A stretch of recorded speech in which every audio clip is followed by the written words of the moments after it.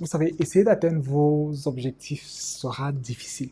Je vous le dis d'entrée de jeu dans cette vidéo, ce sera difficile. Si c'était facile, tout le monde le ferait. Si c'était facile de gagner 1 million de dollars, tout le monde gagnerait 1 million de dollars. C'est parce que justement, c'est difficile que tout le monde n'y arrive pas. Et donc, l'une des questions que l'on me pose souvent, c'est de savoir comment rester motivé et focalisé jusqu'à réussir. Comment continuer de croire, comment continuer d'agir jusqu'à ce que l'on obtienne des résultats. Dans cette vidéo, nous allons explorer les stratégies pour maintenir votre motivation, surmonter les obstacles, développer la discipline et garder votre focus jusqu'à ce que vous ayez atteint vos objectifs.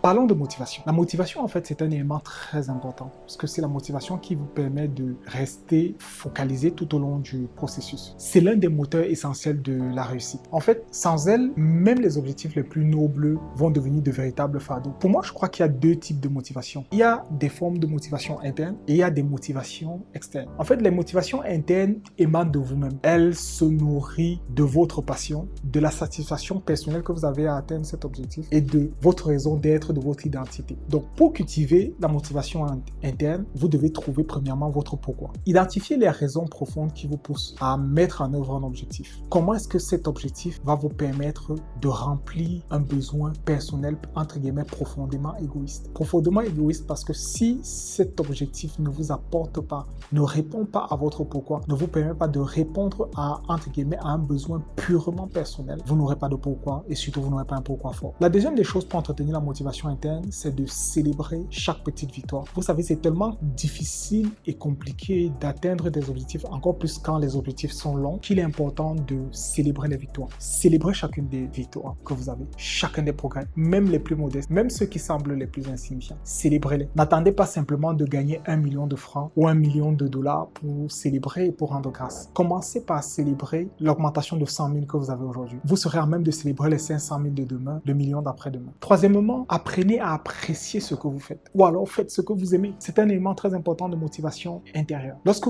ce que vous faites imprègne ou s'imprègne de votre mission de vie, vous y trouvez du plaisir et forcément vous avez envie de le faire. Deuxièmement, parlons de la motivation extérieure. En fait, cette motivation est alimentée par des facteurs extérieurs tels que les récompenses ou la reconnaissance. Par exemple, lorsque vous voulez obtenir une promotion, ce que je vous recommande en termes de motivation, c'est de visualiser l'avancement professionnel et ce que cela vous apportera. Comment est-ce que vous allez vous sentir le jour où vous obtiendrez cette promotion? Mais surtout, lorsque vous allez obtenir cette promotion-là, faites quelque chose de spécial pour vous, pas pour les autres, pour vous-même. Faites quelque chose de spécial. C'est un marqueur et c'est un ancrage que vous allez créer. Autre élément de motivation extérieure, c'est l'augmentation des revenus. Généralement, c'est quelque chose que j'aime proposer aux gens pour les pousser à se dépasser et pour les pousser à se développer. La version de vous que vous deviendrez sera sans doute une version qui aura de meilleures opportunités financières, des ressources financières beaucoup plus importantes. C'est un élément de motivation. En combinant les deux types de motivation, c'est-à-dire l'interne et l'externe, vous allez créer une dynamique puissante qui va vous entretenir ou qui va vous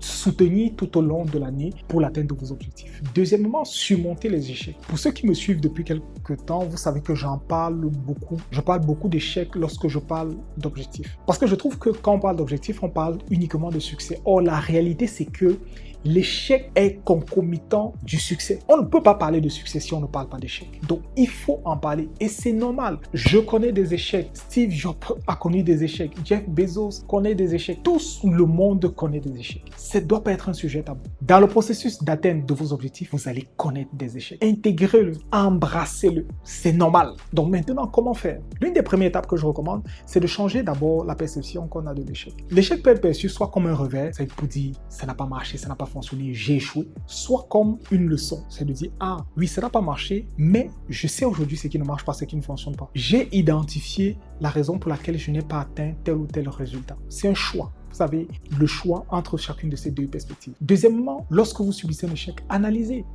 l'échec que vous avez subi. Identifiez vos erreurs. Qu'est-ce que vous avez bien fait? Qu'est-ce que vous avez moins bien fait? Pourquoi est-ce que ça n'a pas marché? Qu'est-ce que vous devriez ajuster? Et troisièmement, lorsque vous échouez, identifiez l'opportunité de persévérer. Parce que parfois, certains échecs, en fait, sont des opportunités de dire stop, réoriente-toi. Tu n'es pas fait pour ceci. Et donc, vous voyez, si vous m'écoutez très bien, vous allez vous rendre compte que je vous parle des échecs que vous avez subis. Je ne dis pas que vous êtes un échec. Parce que j'estime qu'on est un échec que lorsque on abandonne ses rêves. On est un échec que lorsqu'on abandonne complètement. On n'est pas un échec lorsqu'on se réoriente parce qu'on n'a pas réussi. On n'est pas un échec lorsque on passe à autre chose, lorsqu'on abandonne une idée primaire ou lorsque cette idée-là ne marche pas du premier coup. Comme John Maxwell aime le dire, la différence entre les personnes moyennes et les personnes qui réussissent est leur perception de l'échec et leur réaction à l'échec. Alors changez la vôtre. Le troisième élément important pour atteindre vos objectifs, c'est de cultiver une discipline personnelle. Vous ne pouvez rien faire sans la discipline. Tout à l'heure, je vous parlais de motivation, mais la motivation a ses limites. La motivation est surcotée. Vous n'aurez pas toujours, la motivation ne vous sera pas toujours utile. Parfois, ce dont vous avez besoin, c'est de la discipline.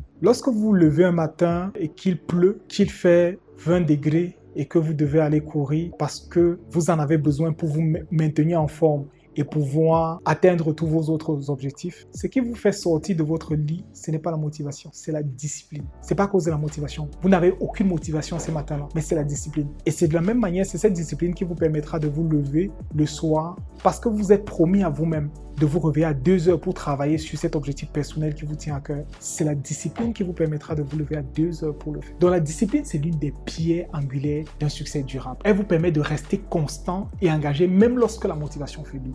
Et donc pour pouvoir entretenir votre discipline, ayez des routines quotidiennes. Je vous assure, ça marche. Ayez des choses que vous faites, aussi insignifiantes, entre guillemets, soient-elles. Priez tous les matins, méditez tous les matins, faire un peu de l'exercice, même si c'est juste 15 minutes. L'idée, ce n'est pas tant le temps que vous passez dans cette routine quotidienne que le fait de le faire chaque matin. Ça, c'est l'une des choses. Pour être discipliné, accroître votre discipline, évaluez-vous régulièrement, évaluez vos performances, demandez à d'autres personnes de vous évaluer, mais surtout, traquez vos progrès. C'est l'un des éléments que j'utilise beaucoup, notamment dans le cadre d'un challenge sur lequel je bosse personnellement. Parce que j'ai un journal dans lequel je note chaque jour ce que j'ai fait. Et ça me permet en fait de traquer mes progrès. Ça me permet de savoir si je suis discipliné ou pas. Bon, j'ai encore beaucoup de choses à faire concernant ce challenge en particulier parce que je ne suis pas autant discipliné que je devrais l'être. Mais je continue d'y travailler. Il y a d'autres domaines dans lesquels je suis beaucoup plus discipliné, d'autres pour lesquels je suis moins. Et l'idée, justement, c'est d'accroître la discipline dans tous les domaines de ma vie. Et c'est ce que je vous recommande aussi de faire. En fait, en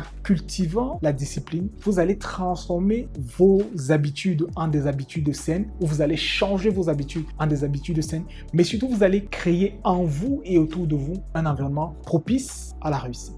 Comme nous venons de le voir, en fait, atteindre vos objectifs nécessite une combinaison de motivation, de résilience face aux échecs, de discipline, de focus, de proactivité et de persévérance. En fait, en intégrant ces éléments dans votre quotidien, vous allez vous rapprocher inévitablement du succès. Je ne peux pas vous promettre que vous y arriverez du premier coup. Je ne vais pas vous promettre non plus que ça arrivera le premier mois, le deuxième mois, le troisième mois. Mais ce que j'ai appris et ce que j'ai vu ces dernières années, c'est que lorsque vous enclenchez le processus, si vous n'arrêtez pas, si vous ne vous arrêtez pas, de façon inévitable, vous allez réussir. C'est pas discutable. De façon inévitable, vous allez y arriver. Vous allez atteindre vos objectifs. Vous allez être vous aurez une meilleure situation financière. Vous aurez un meilleur emploi. Ça, c'est inévitable. Il n'y a rien à faire. Donc, je vais vous encourager à persévérer. Travaillez à vos objectifs. Ceci est la dernière vidéo que nous faisons sur le sujet des objectifs. Dès la semaine prochaine, nous revenons sur le leadership et notamment, nous allons parler de croissance personnelle.